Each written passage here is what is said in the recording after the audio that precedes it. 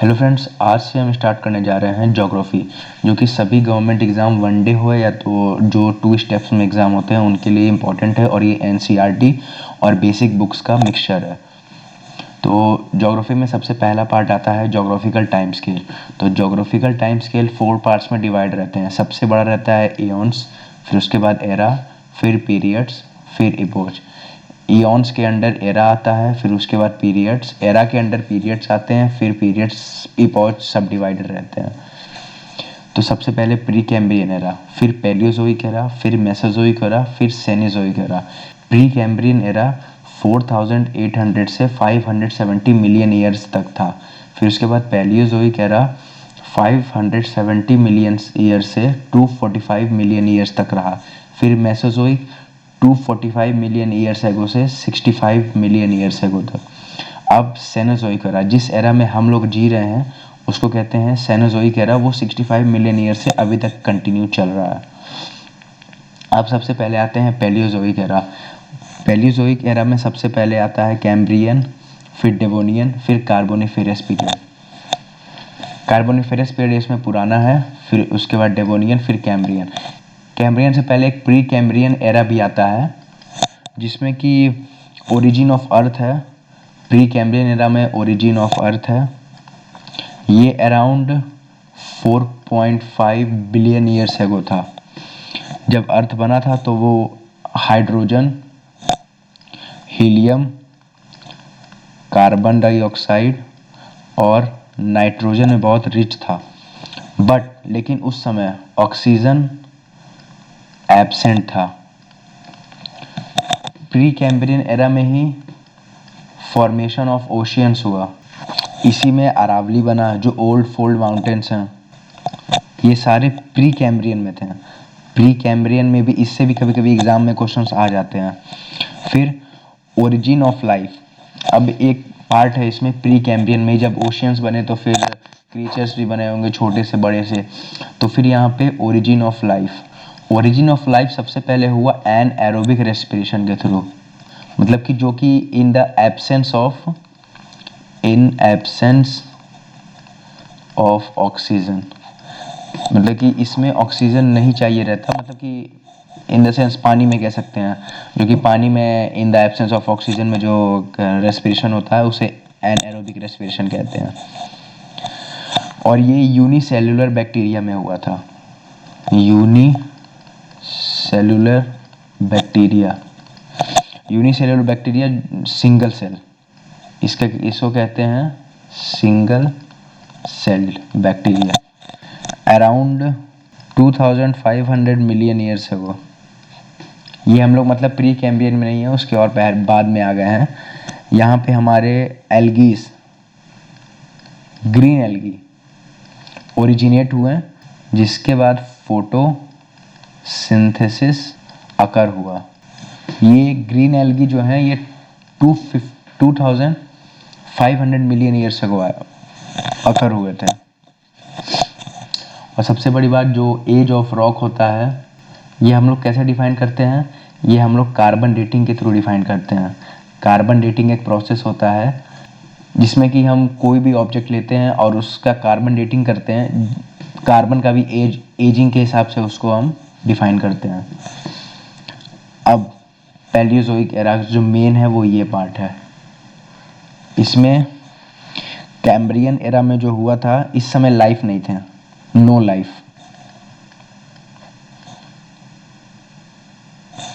But इस समय marine vertebrates present थे।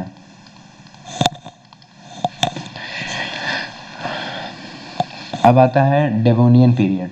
डेवोनियन एज ऑफ फिशेस को कहा जाता है, एज ऑफ फिशेस। ये बहुत इंपॉर्टेंट हो जाता है डेवोनियन पीरियड में। हिंदू मैथोलॉजी में इसको हम लोग मत्स्य अवतार ऑफ विष्णु जी कहते हैं। मत्स्य अवतार of Vishnu ji.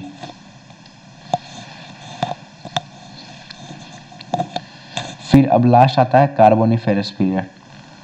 Carboniferous period, इसमें बहुत लार्ज अमाउंट ऑफ वेजिटेशन जो है, जो भी वेजिटेशन जो ऑक्सीजन के थ्रू यार एनाएरोबिक रेस्पिरेशन थे, वेजिटेशंस, मतलब कि ये पानी के नीचे चले गए और उसके बाद लिविंग सेडिमेंट्स ट्रैप हो गए जो कि राइज दिए कोल को। कोल हमारा कार्बोनिफेरस पीरियड में आया। अब कोल में थोड़ा सा देख लेते हैं। मोस्टली जो कोल्स हैं पूरे वर्ल्ड में वो कार्बोनिफेरस पीरियड के ही हैं, but Indian coals are of Gondwana period. अब देखते हैं कोल के पार्ट्स। यहीं पे कोल भी खत्म कर देंगे। कोल के 4 पार्ट्स होते हैं जो कि है number 1 anthracite, number 2 bituminous, number 3 lignite और नंबर 4 पीट। ये 4 टाइप्स के कोल होते हैं। एंथ्रासाइट सबसे फाइनेस्ट कोल कहा जाता है जो कि बहुत अच्छा माना जाता है। इसमें 80 to 90% ऑफ कार्बन होता है। इसमें 60 to 80% ऑफ कार्बन होता है। ये लिग्नाइट में 40 to 60% ऑफ कार्बन होता है और पीट को सबसे वर्स्ट कोल माना जाता है जिसमें कि 40 to 50% कार्बन होता है। ये जो 1 2 3 4 ये 4 नंबरिंग हुआ है, इसको हम लोग ऐसे डिफाइन कर सकते हैं कि ये ओल्डेस्ट हो गया एंथ्रासाइट और ये पीट हो गया, ये यंगेस्ट हो गया। और सबसे important part, Indian coal is bituminous. हमारा जो इंडियन कोल है वो बिटुमिनस है, वो ना ही एंथ्रासाइट है ना ही पीट है। बिटुमिनस तब भी बहुत अच्छा माना जाता है। अब कोल में जो यंगर है मोर मॉइस्चर होगा इसमें, लेस कार्बन, और ओल्डेस्ट में वाइस वर्सा, इसी का अपोजिट। तो इसमें यंगेस्ट में क्या हो गया, मोर स्मोक लेस हीट, ये हो गया। इसी का वाइस वर्सा वहां पे हो जाएगा। अब कुछ फैक्ट्स। इंडिया जो है एक्सपोर्ट करता है बिटुमिनस कोल और इंपोर्ट करता है एंथ्रासाइट। मतलब कि एंथ्रासाइट को हम कोकिंग कोल भी कहते हैं, कोकिंग कोल, बिकॉज इसमें लेस सल्फर होता है, जो कि लेस सल्फर इम्प्योरिटी होता है, और ये सबसे अच्छा माना जाता है for making in stainless steel. Anthracite को स्टेनलेस स्टील बनाने के लिए बहुत अच्छा कोल माना जाता है। 98% इंडिया का कोल बिटुमिनस है, 98%। ये जो 98% है इसको गोंडवाना कोल भी कहते हैं, गोंडवाना कोल, बिकॉज यहाँ पे हम आपको बताए थे Indian coals are of Gondwana period. तो इसीलिए गोंडवाना कोल जो होता है ये रिच इन सल्फर होता है, जो कि not good for steel industry. अब इसका डिस्ट्रीब्यूशन क्या है गोंडवाना कोल का, वो तो छोटा नागपुर प्लेट्यू हो गया इन द वैलीज और गोदावरी एंड डिस्ट्रीब्यूटरीज, महानदी, सुबर्ण रेखा, दामोदर। ये तो बाद में हम आपको बता देंगे जहाँ पे कि जब हम वो पार्ट डिस्कस करेंगे डिस्ट्रीब्यूशन ऑफ मिनरल्स का। Lignite, lignite found in Tamil Nadu. हमारे 2 एरा खत्म हो गए, प्री कैम्ब्रियन, पैलियोजोइक। अब आता है मेसोजोइक एरा। तो मेसोजोइक एरा में 3 पीरियड्स होते हैं, ट्राइसिक, जुरैसिक, क्रेटेशियस। ट्राइसिक पुराना है, फिर उसके बाद जुरैसिक, फिर क्रेटेशियस। क्रेटेशियस को ही हम एक्सटिंक्शन ऑफ डायनासोर कहते हैं। इसी में मतलब कि डायनासोर एक्सटिंक्ट हुए थे due to large scale of volcanic activities. इसमें एक्सटिंक्शन ऑफ डायनासोर हुआ था, इसके रीजंस क्या थे? Volcanic activities, meteor collision etcetera. ये हो गया। फिर उसके बाद आता है Jurassic era, age of dinosaurs. इसको कहते हैं एज ऑफ डायनासोर। अब आता है सेनोजोइक एरा।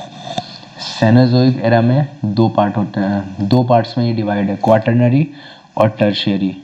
और इसमें एक और आता है जो कि है एंथ्रोपोसीन पीरियड। एंथ्रोपोसीन हम बाद में देखेंगे, पहले आता है टर्शियरी। टर्शियरी में प्लियोसीन, मियोसीन, ओलिगोसीन, इयोसीन और पैलियोसीन है, जो कि 2 to 5 million early human ancestor, 5 to 24 millions एगो, 24 to 37 मिलियंस एगो, 37 to 58 मिलियंस एगो, 57 to 65 मिलियंस एगो। ये सारे हैं कि इस समय यहाँ पे क्या क्या हुआ था, ये ज़्यादा इंपॉर्टेंट नहीं है। ये बस ये प्लियोसीन, मियोसीन, ओलिगोसीन, इयोसीन और पैलियोसीन पूछ देता है कि ये कौन से एरा के पार्ट हैं। अब आता है क्वाटरनरी। क्वाटरनरी में प्लिस्टोसिन आइस एज और होलोसिन। प्लिस्टोसिन आइस एज जिसमें पूरे वर्ल्ड में आइस हुआ था, मतलब कूलिंग हुआ था पूरे वर्ल्ड में। फिर आता है एंथ्रोपोसीन पीरियड।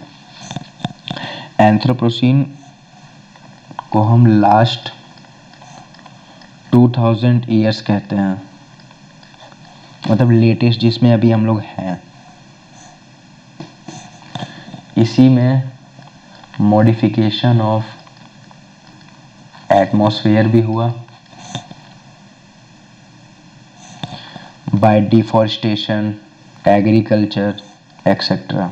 यहीं पे burning of fossil fuels, modification of microclimate, ये सारे एक्स्ट्रा प्रोसेसेस हुए हैं जिससे कि मॉडिफिकेशन ऑफ एटमॉस्फेयर हुआ। Anthropocene officially geological time scale में ऐड नहीं है, बट इसका एक डिमांड है कि इसको ऐड किया जाए इस चार्ट में। अब ये हमारा एरा का पार्ट खत्म हो गया। अब हम आते हैं older view regarding interior of earth. छोटा सा है, ये भी देख लेते हैं। तो पहले का टाइम में जैसे ये माउंटेन हो गया, उसके नीचे दूसरा लेयर और ये तीसरा लेयर, वो सबसे ऊपर को सियाल, सीमा, निफे। सियाल का मतलब है सिलिका, एल्यूमिनियम। सीमा का मतलब है सिलिका, मैग्नीशियम। निफे का मतलब है निकल, आयरन। तो यहाँ पे सियाल, सीमा, निफे, ये जो पार्ट है सियाल, ये ग्रेनाइटिक रॉक से बना होता है, ग्रेनाइट रॉक्स। ये लाइट रॉक्स होते हैं। फिर आता है सिलिका और मैग्नीशियम, ये होते हैं बसाल्ट रॉक्स, डेंसर होते हैं ये। फिर आता है निकल और आयरन, निफे, ये होता है इनर मोस्ट पार्ट, जो कि मोस्ट डेंसर होता है। तो हमारा ये सियाल, सियाल आपका हो गया कॉन्टिनेंट पार्ट, सीमा हो गया ओशियनिक क्रस्ट, निकल हो गया इनर मोस्ट पार्ट। तो यहाँ पे हमारा जो कंक्लूजन होता है वो है कॉन्टिनेंटल लैंडमास जो कि फ्लोट कर रहा है ओशियनिक क्रस्ट पे। इसको हम लोग अगले लेक्चर में और भी अच्छे से समझेंगे कॉन्टिनेंटल ड्रिफ्ट थ्योरी के थ्रू। फिर इसके बाद कॉन्टिनेंटल ड्रिफ्ट के बाद हमारा प्लेट टेक्टोनिक थ्योरी। और एक और इम्पॉर्टेंट पॉइंट, लेक्स जो हैं हमारे, लेक्स कैरेक्टरिस्टिक्स हैं प्लीस्टोसीन आइस एज के। Fresh water lakes, fresh water lakes, Pleistocene ice age, जो कि हमारा अभी टर्शियरी में है, सॉरी जो कि हमारा क्वाटरनरी में है। क्वाटरनरी में प्लीस्टोसीन है, उसमें उसके अंदर फ्रेश वाटर लेक्स भी बने थे। तो फ्रेंड्स आज के वीडियो में इतना ही। अब अगले वीडियो में हम देखेंगे इसके आगे का पार्ट। Thank you.